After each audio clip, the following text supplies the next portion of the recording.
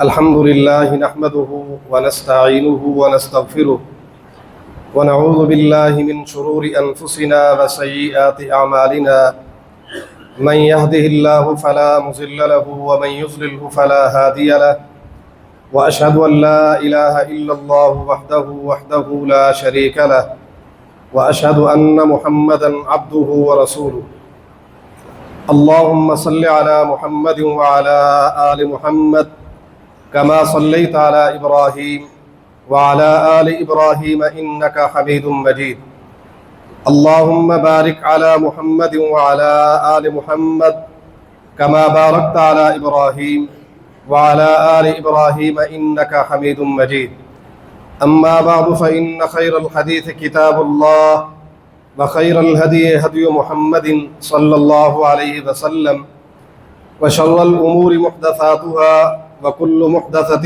بدعة وكل بدعة ضلالة وكل ضلالة في النار أعوذ بالله السميع العليم من الشيطان الرجيم بسم الله الرحمن الرحيم إذا جاء نصر الله والفتح ورأيت الناس يدخلون في دين الله أفواجا فسبح بحمد ربك واستغفر إنه كان توابا وقال تعالى في مقام آخر وما أرسلناك إلا رحمة للعالمين رب اشرح لي صدري ويسر لي أمري واحلل عقدة من لساني يفقه قولي رب زدني علما رب زدني علما۔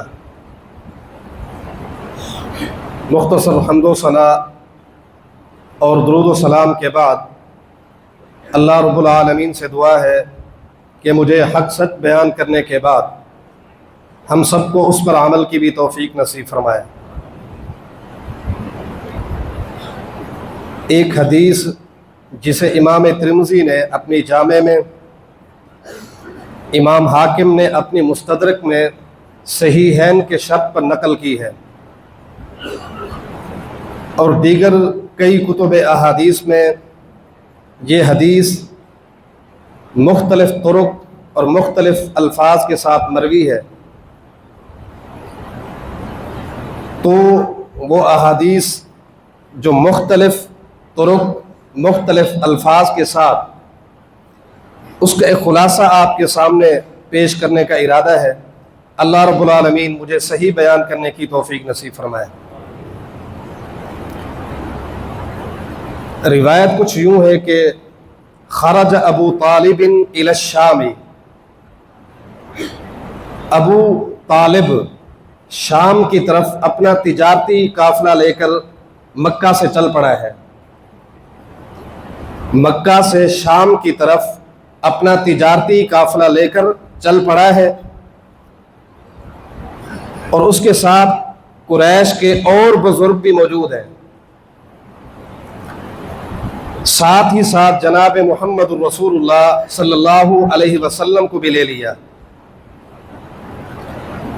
بقول بعض مؤرخین کے کہ اس وقت کی بات ہے کہ رسول اللہ صلی اللہ علیہ وسلم کی ابھی تک داڑھی نہیں ہو گئی تھی، یعنی آپ چھوٹے تھے، چل پڑے۔ شام کے اس راستے میں ایک راہب بیٹھا کرتا تھا، یہ لوگ اسے مل کر سلام دعا کر کے آگے جاتے، واپسی آتے ہوئے بھی اسے مل کر آتے تھے۔ حسب روٹین جب یہ اس مقام پر پہنچے جہاں وہ راہب موجود ہوتا ہے اسے ملنے کے لیے،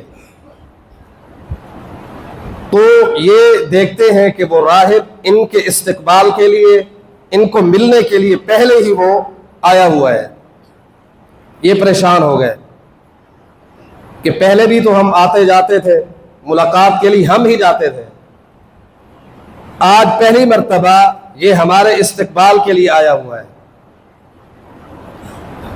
اور دوسرے نمبر پر اس راہب نے انہیں بٹھایا اور کہا کہ تمہارے لیے ضیافت کا، کھانے کا اہتمام کیا جا رہا ہے، آپ کھانا کھا کے جائیں گے۔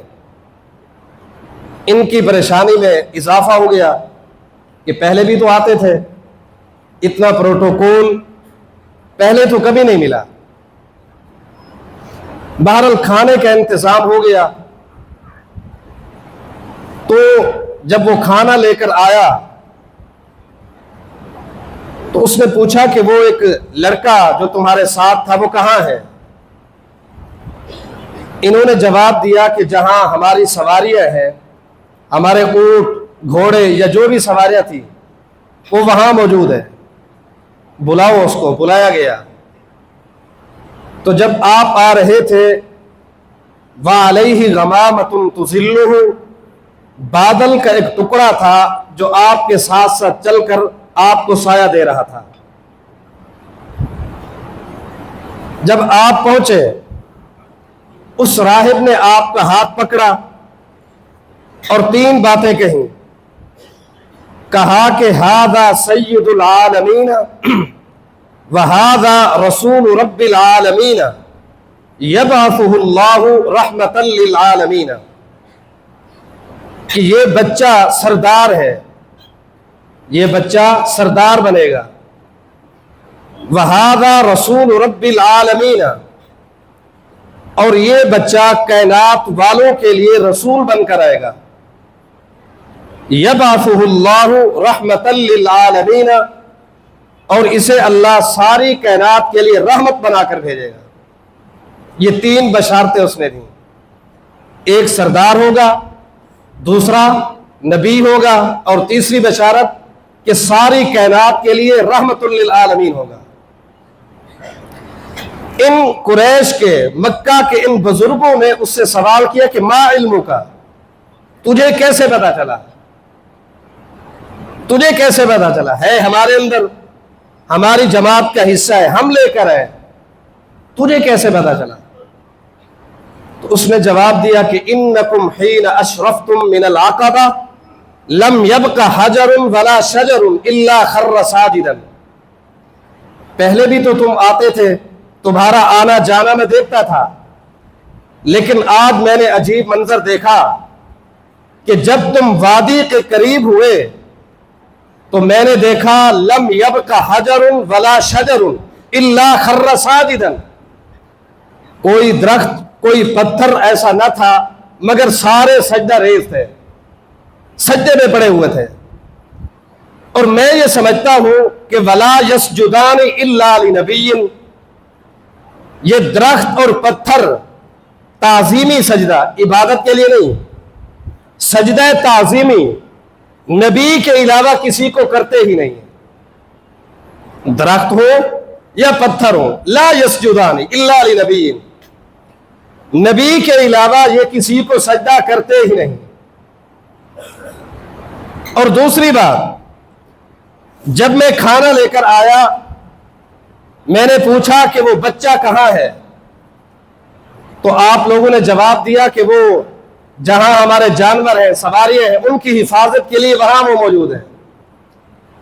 تو آپ نے نہیں دیکھا کہ جب وہ بچہ آ رہا تھا تو وَعَلَيْهِ غَمَامَةٌ تُظِلُّهُ، کہ بادل کا ایک ٹکڑا اس کے ساتھ ساتھ چل کر اس پر سایہ کر رہا تھا۔ اور ابھی دیکھو جس جگہ ابھی ہم بیٹھے ہیں ان درختوں کی چھاؤں گھنی نہیں ہے، درختوں کا سایہ گھنا نہیں ہے، اور عموماً ہوتا بھی نہیں ہے۔ جس طرح دیواروں کا یا چھتوں کا سایہ برابر ہوتا ہے، کوئی تھوڑی بہت دھوپ الا قلیل، جبکہ درختوں کے سائے میں دھوپ کے آثار موجود ہوتے ہیں، وہ گھنا سایہ بہت مشکل ہوتا ہے۔ تو جس جگہ یہ بچہ آ کر بیٹھا تو وہ ایسی جگہ تھی جہاں دھوپ بھی تھی اور سایہ بھی تھا۔ تو میں نے دیکھا کہ درخت کی ٹہنیاں آپس میں مل گئی، وہ جو دھوپ کے آثار تھے وہ ختم ہو گئے۔ تب میں نے پیچھے سے جا کر دیکھا کہ اس کی پشت پر کندھے کے قریب ایک نشان ہے جو نبی کی نبوت کی دلیل ہوتی ہے۔ بہرحال وہاں بات چیت ہوتی رہی، تو اس نے پوچھا کہ انشدکم باللہ ایکم ولیہ، میں تمہیں رب کا واسطہ دے کر پوچھتا ہوں، بتلاؤ کہ اس بچے کا بڑا کون ہے، یہ کس کے ساتھ آیا ہے؟ اس کا سربراہ کون ہے؟ لوگوں نے کہا ابو طالب اس کا بڑا ہے، ابو طالب لے کر آئے۔ تو اس نے ابو طالب کو کہا میں تجھے رب کا واسطہ دے کر کہتا ہوں اس کو واپس بھیج دو، اس کو آگے نہ لے جاؤ، تمہیں رب کا واسطہ ہے کہ اس بچے کو یہیں سے واپس لوٹا دو، آگے کہیں نقصان ہو سکتا ہے۔ تو اس راہب کے اصرار پر ابو طالب نے جناب محمد رسول اللہ صلی اللہ علیہ وسلم کو واپس بھیج دیا مکہ کی طرف۔ بہرحال اس نے کتنے باتیں کی؟ 3 باتیں کہ ھذا سید العالمین وھذا رسول رب العالمین یبعثہ اللہ رحمۃ للعالمین، ساری کائنات کے لیے رحمت بن کر آئے گا۔ قرآن مجید نے کہا وما ارسلناک الا رحمۃ للعالمین، آپ ساری کائنات کے لیے رحمت بن کر آئے، ساری کائنات کے لیے آپ رحمت بن کر آئے۔ اب ساری کائنات میں انسان بھی ہے، اس میں جانور بھی ہیں، انسانوں میں اپنے بھی ہیں غیر بھی ہیں، مسلمان بھی ہیں کافر بھی ہیں، اس میں مشرک بھی ہیں، خیر خواہ بھی ہیں دشمن بھی ہیں، چھوٹے بھی ہیں بڑے بھی ہیں، مرد ہیں عورتیں ہیں، سب کے لیے اللہ کے پیغمبر کو اللہ نے رحمت للعالمین بنایا۔ اور مزے کی بات تو یہ ہے کہ آج ہم میں سے کوئی شخص اپنوں کے ساتھ ہمدردی کرتا ہے تو کوئی بڑی بات نہیں، اپنے ہیں، اپنے دوستوں کے ساتھ، اپنے محلے والوں کے ساتھ، اپنے اقربا کے ساتھ، اپنوں کے ساتھ تو ہر شخص خیر خواہی کا جذبہ رکھتا ہی رکھتا ہے۔ آج جو کچھ نمونے آپ کے سامنے رکھنے ہیں وہ یہ کہ اللہ کے پاک پیغمبر اپنوں کے ساتھ تو خیر خواہی وہ ایک علیحدہ مسئلہ ہے، اپنے دشمن اپنے غیروں کے ساتھ بھی کتنا خیر خواہی کا جذبہ رکھتے تھے، اس کے چند نمونے آپ کے سامنے رکھنے ہیں۔ سب کے لیے رحمت، اپنے تھے یا غیر تھے، چاہے وہ دشمن ہی کیوں نہ تھے، جذبہ کتنا تھا، رحمت للعالمین جو بنا کر بھیجا، اور اس نے ایسے مظاہر پیش کیے۔ تو چند نمونے آپ کے سامنے رکھنے لگا ہوں، اللہ رب العالمین مجھے صحیح بیان کرنے کی توفیق نصیب فرمائے۔ سب سے پہلی بات آپ جانتے ہیں کہ نبی علیہ السلام کی نبوت کے بعد، نبوت کا اعلان کرنے کے بعد، نبوت کے 5ویں سال تک، اعلان نبوت کے 5 سال تک کیا ہوتا رہا مسلمان برداشت کرتے رہے۔ بالآخر نبی علیہ السلام نے مسلمانوں کو حبشہ کی طرف ہجرت کرنے کا حکم دیا، تو مسلمان وہاں ہجرت کر کے جانے لگے، جن کی تعداد 82 افراد، جس میں خواتین بھی ہیں اور مرد بھی ہیں۔ نبوت کے 5ویں سال میں انہوں نے حبشہ کی طرف ہجرت کی۔ بہرحال حالات گزرتے رہے، وقت گزرتا رہا، آخر خود نبی علیہ السلام مکہ سے طائف چلے جاتے ہیں۔ آپ مکہ سے طائف چلے جاتے ہیں تو طائف والوں نے آپ کے ساتھ جو سلوک کیے ہیں وہ مخفی نہیں ہے، وہ مخفی نہیں۔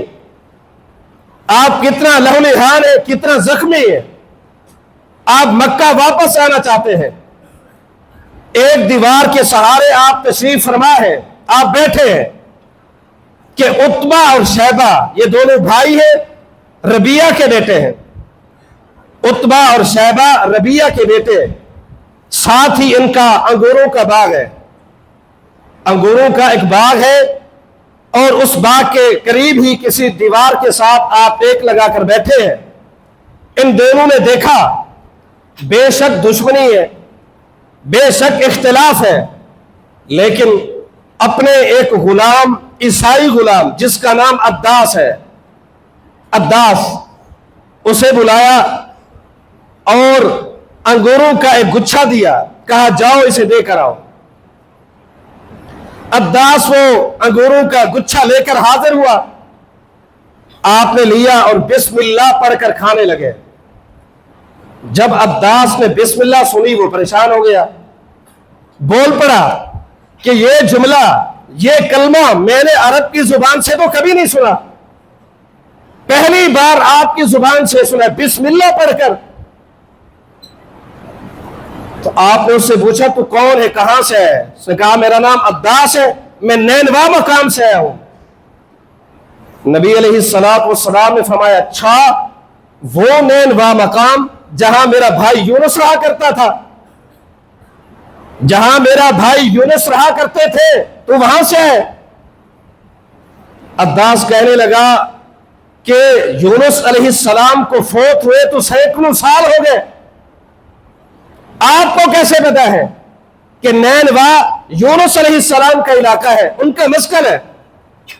تو آپ نے فرمایا کہ عداس، جس طرح وہ اللہ کے سچے نبی تھے، میں بھی اسی طرح اللہ کا سچا نبی ہوں۔ وہ جھکا اور آپ کے ہاتھوں کو بوسہ دیا، اور بعض روایات میں پاؤں کو بھی بوسہ دیا۔ یہ دونوں دیکھ رہے ہیں، عتبہ اور شیبہ دونوں، جن کا یہ غلام ہے۔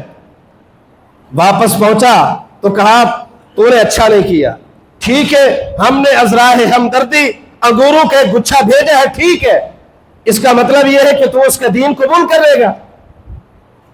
بہرحال یہ سارے واقعات اس سفر میں درپیش ہوئے۔ بالآخر اللہ نے جبرائیل کو بھیجا، اللہ نے جبرائیل کو بھیجا کہ اگر آپ کہے، آپ کی منشا ہو، آپ کی چاہت ہو، تو میں ان دونوں پہاڑوں کے درمیان رکھ کر انہیں پیس دو۔ فرمایا نہیں، اگر آپ علیہ السلام حکم دے دیتے تو اللہ یقیناً آپ کے حکم کو پورا کر دیتا، یہ طیف کی ساری بستی پس جاتی۔ لیکن فرمایا نہیں، مجھے اللہ کی ذات سے امید ہے کہ اللہ ان کو ہدایت دے، اس کے اختیار میں ہے، وگرنہ ان کی اولادوں میں ایسے لوگ پیدا ہوں گے جو دین کے خادم بنیں گے۔ کیوں؟ دشمنی ہوئی ہے، اختلاف ہوا ہے، آپ کو زخم ہوئے ہیں، سب کچھ برداشت کیا ہے، لیکن پھر بھی دعا کر رہے تھے اللہم اہد قومی فإنہم لا یعلمون، اے اللہ میری قوم والوں کو ہدایت دے دے، یہ مجھے نہیں جانتے، ان کو معلوم نہیں ہے، اے اللہ انہیں ہدایت دے دے۔ ہدایت کی دعا تو مانگ رہے تھے، ان کے لیے یہ نہیں کہا کہ اللہ کا حکم آ جائے اور یہ نیست و نابود ہو جائے۔ کیوں؟ رحمت للعالمین پیغمبر ہے، رحمت للعالمین پیغمبر ہونے کا مظاہرہ کر دیا ہے۔ بہرحال آگے چلتے رہے، ہجرت ہو گئی۔ ہجرت کے بعد مدنی زندگی کا آغاز ہوا، وہاں بھی مشرکین کیا کچھ کرتے رہے، واقعات جو بھی گزرتے رہے، اور بالخصوص مدینہ کا ایک شخص رئیس المنافقین عبداللہ بن ابی، اس نے کیا کچھ کیا ہے وہ آپ اچھی طرح جان سکتے ہیں۔ اور بالخصوص غزوہ بنی مستلق کے موقع پر، غزوہ بنی مستلق، نبی علیہ السلام واپس آ رہے ہیں، اللہ نے مسلمانوں کو فتح عطا کی ہے۔ راستے میں ایک کنویں پر پانی لیتے ہوئے دو صحابہ کا اختلاف ہو جاتا ہے، ایک انصاری اور ایک مہاجر۔ انصاری نے آواز دی یا للانصار، مہاجر نے آواز دی یا للمہاجرین۔ بہرحال اختلاف ہوا، ختم ہو گیا، رفع دفع ہو گیا۔ اختلاف ہو سکتا ہے، اس اختلاف کے بعد اختلاف ختم ہو چکا، رئیس المنافقین عبداللہ بن ابی کو بڑی تکلیف ہوئی، میٹنگ بلائی، اپنی کمیٹی کو جمع کیا اور کہا میرے ہاتھ پر بیعت کرو کہ مدینہ پہنچتے ہی ہم انہیں مدینہ سے نکال دیں گے، اور خبردار میں تمہیں منع کرتا تھا ان کو روٹیاں نہ دو، ان پر خرچ نہ کرو، ان کو گھر نہ دو، اگر تم نے گھر دیے ہیں، ان کو کھانے کھلائے ہیں، ان کو اپنا بنایا ہے، تو آج دیکھ لیا ہے۔ ایک صحابی رسول وہاں موجود ہے، زید بن ارقم رضی اللہ تعالی عنہ، انہوں نے ساری خبر نبی علیہ السلام کو پہنچا دی۔ عبداللہ بن ابی قسمیں اٹھانے لگا، اللہ کے پیغمبر یہ چھوٹا بچہ ہے، آپ نے اس کی بات پہ یقین کر لیا ہے، ہم بزرگ ہماری کوئی حیثیت نہیں۔ آپ خاموش ہو گئے۔ زید بن ارقم کہتے ہیں میں بڑا پریشان، سچا میں ہوں، سچا میں ہوں، میں نے حقیقت بیان کی۔ اس نے قسم اٹھا کے اپنے آپ کو سچا کہہ دیا۔ اللہ نے ان کو تسلی دیتے ہوئے اپنے پیغمبر پر قرآن مجید کی ایک پوری سورت ہی نازل کر دی تھی۔ اذا جاءک المنافقون قالوا نشهد انک لرسول اللہ، پوری سورت جس میں وہ مستلقہ وہ جو کنواں جہاں اختلاف ہوا تھا اس کے بعد میٹنگ ہوئی، اس کا سارا خلاصہ، مستقبل کی پلانیں اللہ نے سارے راز فاش کر دیے۔ تو یہ کوئی معمولی مسئلہ تو نہ تھا۔ تھوڑا آگے چل کر اسی ہی سفر میں جب سیدہ عائشہ رضی اللہ تعالی عنہ پیچھے رہ گئی تھی اور صفوان بن معطل رضی اللہ عنہ کے ساتھ سواری پر بیٹھ کر لشکر کو آ ملی تھی، تو اسی شخص نے کہانی گھڑی تھی جس کے نتیجے میں اللہ نے سورہ نور میں 10 آیات نازل فرمائی اور یہ واقعہ افک کے نام سے مشہور ہوا۔ 10 آیات سیدہ عائشہ رضی اللہ تعالی عنہا کی برات میں اللہ تعالیٰ نے قرآن مجید میں نازل فرمائی۔ اس کہانی کو گھڑنے والا یہی شخص ہے۔ اس سفر کے دوران، صرف اسی دوران، اور بھی بہت سارے معاملات ہوئے لیکن یہ 2 بڑے معاملات ہیں اور یہ ساری کہانیاں ہم جانتے ہیں۔ ایک وقت ایسا بھی آیا کہ رئیس المنافقین فوت ہو گیا، مر گیا۔ اس کا ایک بیٹا جس کا نام عبداللہ ہے، باپ کا نام بھی عبداللہ، بیٹے کا نام بھی عبداللہ، لیکن بیٹا صحابی رسول ہے۔ نبی علیہ السلام کے پاس حاضر ہوئے، کہا کہ میرا باپ فوت ہو گیا ہے، میں آپ سے 2 چیزوں کی امید لے کر آیا ہوں۔ پہلی چیز کہ آپ اپنا قمیض دے، میں اس کو پہنانا چاہتا ہوں۔ تو نبی علیہ السلام نے اپنی قمیض دے دی۔ وہ ایک علیحدہ مسئلہ ہے کہ میت کو کفن کی بجائے قمیض پہنانا کیسا ہے، وہ ایک علیحدہ ٹاپک ہے۔ اور دوسری بات، میں یہ چاہتا ہوں کہ جنازہ بھی آپ ہی پڑھائیں۔ آپ نے کہا ٹھیک ہے پڑھا دوں گا۔ جنازہ تیار ہوا، عمر بن خطاب آگے بڑھے، کہا اللہ کے پیغمبر، یہ آپ کا دشمن، مسلمانوں کا دشمن، قرآن کا دشمن، ساری شریعت کا دشمن، آپ اس کا جنازہ پڑھائیں گے؟ جنازہ نہ پڑھاؤ، لیکن رحمت للعالمین نے اپنے رحمت کا مظاہرہ کرتے ہوئے فرمایا عمر، مجھے اللہ نے اختیار دیا ہے کہ استغفر لہم او لا تستغفر لہم، اس اختیار کو مد نظر رکھ کر میں اس کا جنازہ پڑھا دوں گا۔ نبی علیہ السلام نے جنازہ پڑھا دیا۔ یہ ایک علیحدہ مسئلہ ہے کہ بعد میں حکم نازل ہوا کہ وَلَا تُصَلِّ عَلَىٰ أَحَدٍ مِّنْهُمْ مَاتَ أَبَدًا وَلَا تَقُمْ عَلَىٰ قَبْرِهِ، اے پیغمبر ابھی تو آپ نے اس کی نماز جنازہ پڑھا دی ہے، آج کے بعد کوئی بھی منافق فوت ہو اس کا جنازہ نہیں پڑھا۔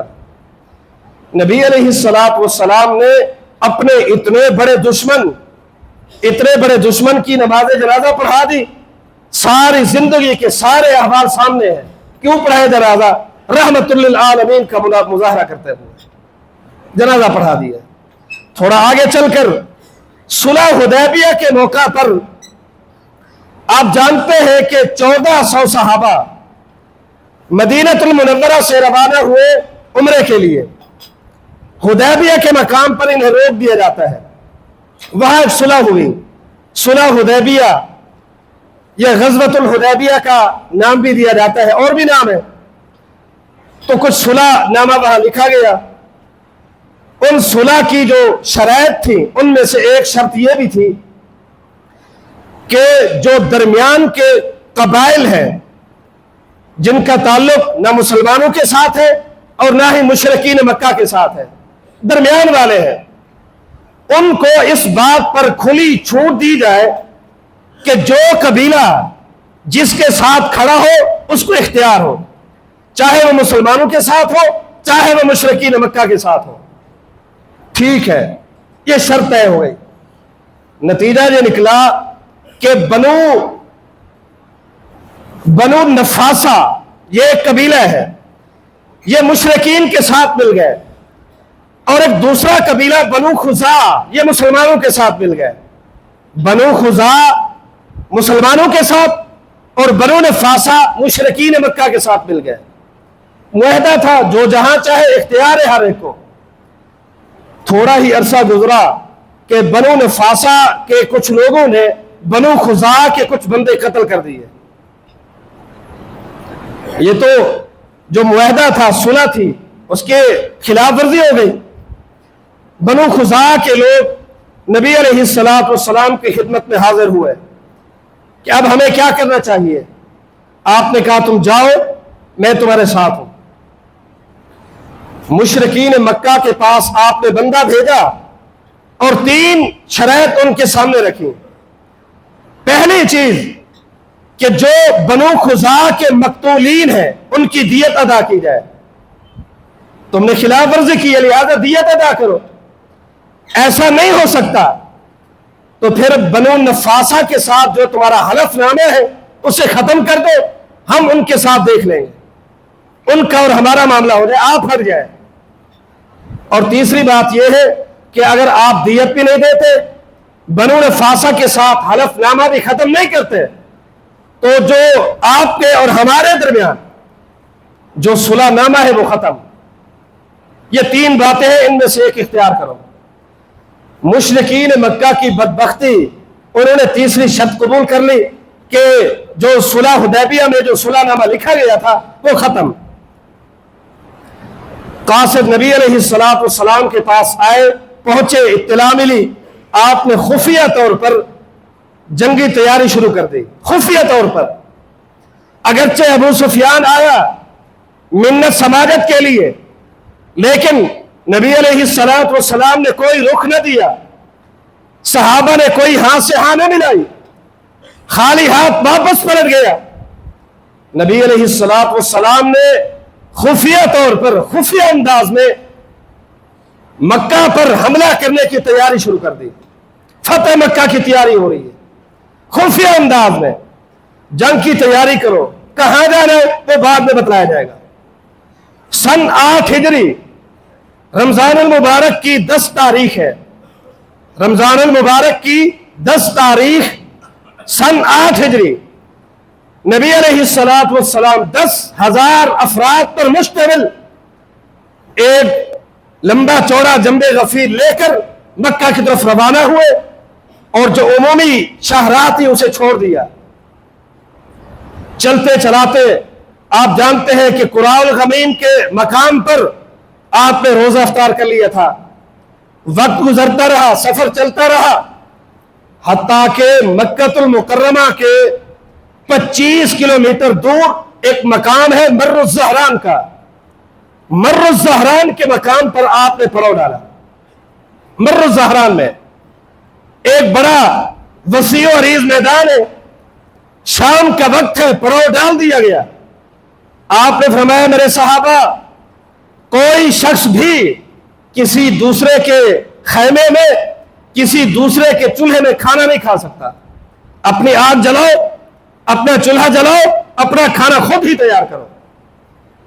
اس کی حکمت عملی کیا ہو سکتی تھی؟ مکہ میں رپورٹ پہنچ گئی، 3 افراد مکہ میں سے نکلے، ایک ابو سفیان، ایک بدیل بن ورقا اور تیسرے حکیم بن حزام. ابھی تک مسلمان نہیں ہے. پتہ چلا کہ مسلمان اچانک سے اتنا لمبا چوڑا لشکر لے کر جب یہ پہاڑیوں پر چلے تو دیکھا کتنے چولہے جل رہے تھے، 10,000 تو مروب ہو گئے، پوری وادی روشن ہے. اب ایک میکسیمم محتاط اندازے کے مطابق ایک چولہے پر کتنے لوگوں کا کھانا بنایا جا سکتا ہے؟ ایک گھر میں، ایک چولہے میں جو کھانا تیار ہوتا ہے کتنے لوگ کھا سکتے ہیں؟ اگر 10 بھی لگائے جائیں تو 10,000 پہ ضرب لگاؤ، اندازہ ہو جائے گا کہ جہاں 10,000 چولہے جلائے گئے ہوں وہاں افرادی قوت کتنی ہوگی. رسول اللہ صلی اللہ علیہ وسلم کا مقصد بھی یہی تھا کہ ان کو مروب کر دیا جائے، ان پر روب طاری ہو. بہرحال یہ تینوں سردار اپنے گشت میں ہیں. ابو سفیان، بدیل بن ورقا اور حکیم بن حزام تینوں گرفتار ہو جاتے ہیں. تینوں گرفتار ہو گئے.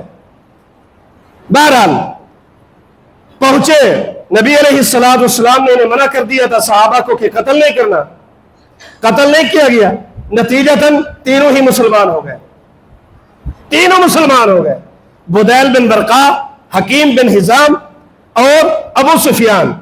اگرچہ بعض مورخین نے یہ بات بھی لکھی ہے کہ بدیل بن ورقا فتح مکہ سے پہلے مسلمان ہو چکے تھے، بعض نے لکھی ہے یہ بات۔ نبی علیہ الصلوۃ والسلام نے صبح اپنے لشکر کو 4 حصوں میں تقسیم کر دیا اور کہا کہ فلاں خالد بن ولید تم نے مکہ کے فلاں دروازے سے شہر میں داخل ہونا ہے، اور فلاں فلاں گیٹ سے داخل ہوگا، اور فلاں جو ہے فلاں گیٹ سے داخل ہوگا۔ مکہ کے 4 داخلی اور خارجی راستے تھے۔ آج کل اس بات کو سمجھنا آسان ہے، پرانے زمانوں کے جتنے بھی شہر ہیں، مثلا آپ ملتان کو دیکھ لیں، وہاں آپ کو حرم گیٹ ملے گا، بوہے گیٹ ملے گا۔ آپ بہاولپور کے دیکھ لیں، وہاں ملتانی گیٹ ہے، شکارپوری گیٹ ہے، احمد پوری گیٹ ہے۔ یا آج کل ہمارے ہاں شہروں میں جو سوسائٹیاں بنتی ہیں ان کے بھی گیٹ ہوتے ہیں۔ تو داخلی اور خارجی جو بڑے راستے تھے وہ 4 تھے۔ نبی علیہ الصلوۃ والسلام نے اپنے لشکر کو 4 حصوں میں تقسیم کر دیا، تم فلاں جگہ سے، تم فلاں جگہ، تم فلاں راستے سے اندر داخل ہونا۔ رسول اللہ صلی اللہ علیہ وسلم نے یہ بھی ہدایات جاری فرمائی کہ من دخل دار ابی سفیان فہو آمن ومن اغلق علیہ بابہ فہو آمن ومن القى السلاح فہو آمن۔ جو ابو سفیان کے گھر میں داخل ہو جائے وہ امن والا ہے، جو ہتھیار پھینک دے وہ بھی امن والا ہے، جو اپنے گھر میں داخل ہو کر دروازہ بند کر دے وہ بھی امن والا ہے، جو کعبۃ اللہ کے اندر حرم میں چلا جائے وہ بھی امن والا ہے۔ اور 9 افراد یا بعض روایات میں 11 یا 15 افراد کا نام آیا، ان کا نام لے کر آپ نے فرمایا کہ اقتلوہم وَإِن وَجَدْتُمُوهُمْ مُتَعَلِّقِينَ بِأَسْتَارِ الْكَعْبَةِ۔ یہ 11 یا 15 افراد چاہے ابو سفیان کے گھر میں ہوں، اپنے گھر میں ہوں، چاہے حرم میں بیت اللہ کے غلاف میں چمٹے ہوئے پائے جائے، اقتلوہم، انہیں قتل کر دیا جائے۔ کیوں؟ ان کے جرائم بڑے خطرناک تھے۔ ان میں سے ایک واشی بن حرب تھا، ایک حبار بن اسود تھا، ایک اکرمہ بن ابی جہل تھا، ایک مکیس بن سبابہ تھا، عبداللہ بن سعد بن سر تھا۔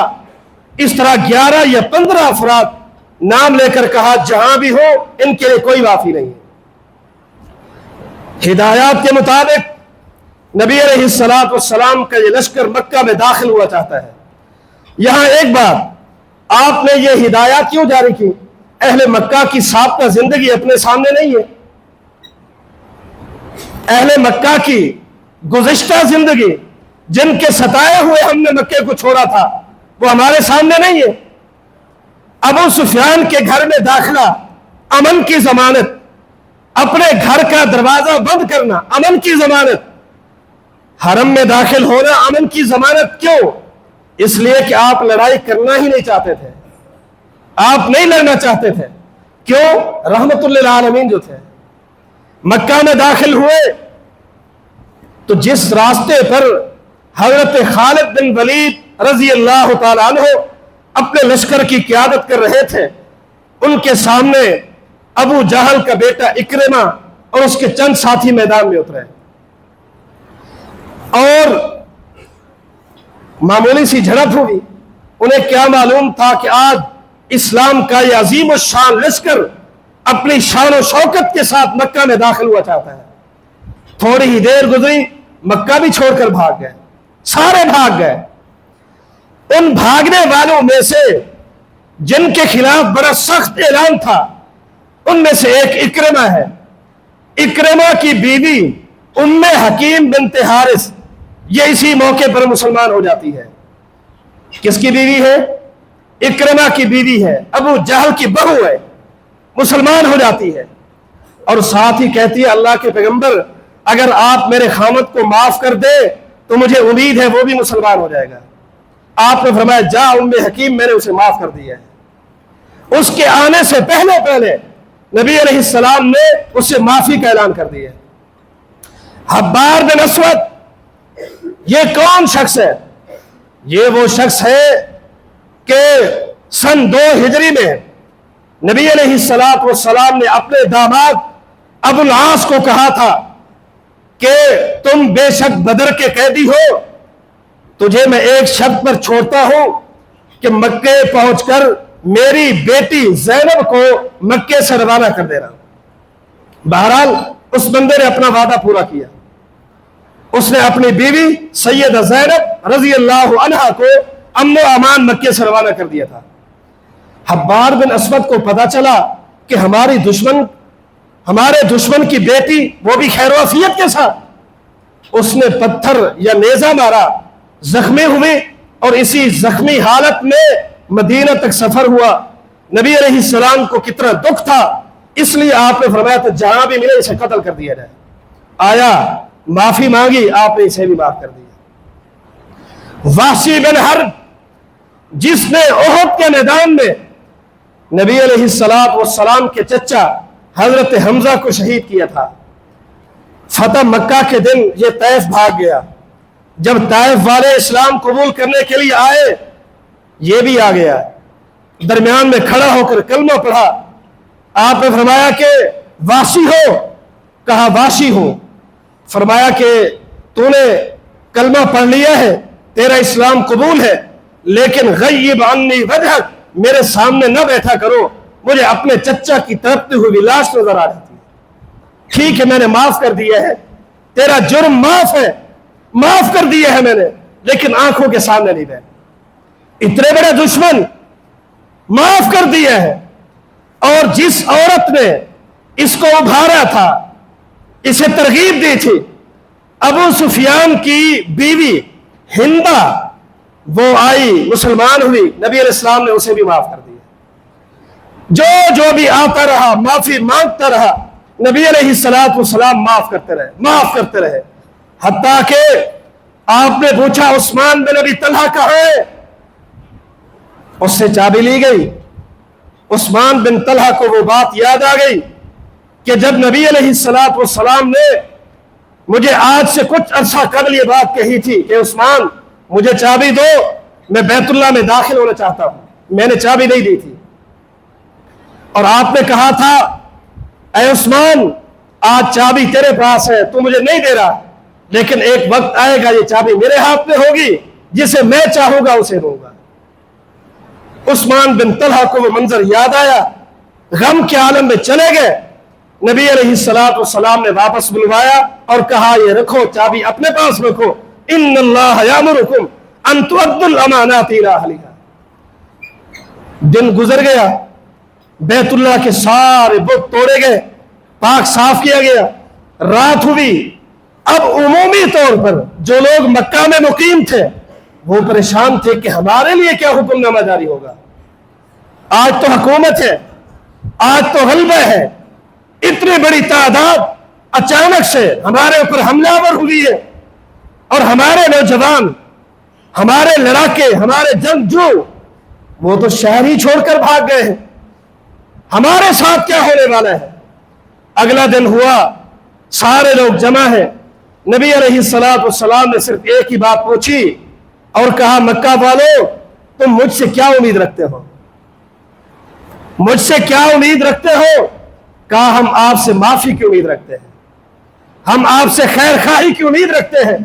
آپ نے فرمایا جاؤ اذهبوا فانتم اليوم طلقاء، جاؤ میں نے تم سب کو معاف کر دیا ہے، سب کو معاف کر دیا ہے، لا تثریب علیکم اليوم، آج میں وہی اعلان کرتا ہوں جو مجھ سے پہلے یہ اعلان کیا جا چکا، حضرت یعقوب علیہ السلام نے کہا تھا لا تثریب علیکم اليوم یغفر اللہ لکم، کوئی بدلہ نہیں، کوئی مواخذہ نہیں، میں نے سب کو معاف کر دیا ہے۔